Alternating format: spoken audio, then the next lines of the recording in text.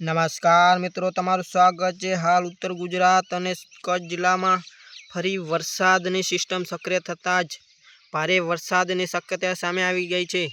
મિત્રો, તમે ઉત્તર ગુજરાત અને કચ્છમાંથી જોઈ રહ્યા હોય તો અમારી ચેનલને જરૂર સબસ્ક્રાઈબ કરતા જજો અને બે ટીક કરવાનું ન ભૂલતા।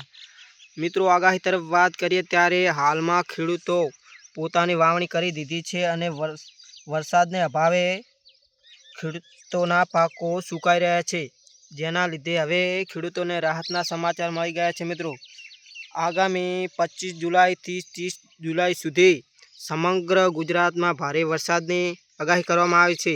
તે સહિત ઉત્તર ગુજરાત અને કચ્છ વિસ્તારમાં વરસાદી સિસ્ટમ સક્રિય થતાં જ 25થી 27 જુલાઈ વચ્ચે સિસ્ટમ ત્યાં સક્રિય સ્થાયી બની અને 3 દિવસ સુધી સળંગ ભારે વરસાદની શક્યતા છે, જેથી દરેક ખેડૂતોને રાહત તો પૂરી થશે, પરંતુ પાકને નુકસાન થવાની પણ ભીતિ સેવાઈ રહી છે, જેથી દરેક લોકો સાવધાન અને સતર્ક રહેજો।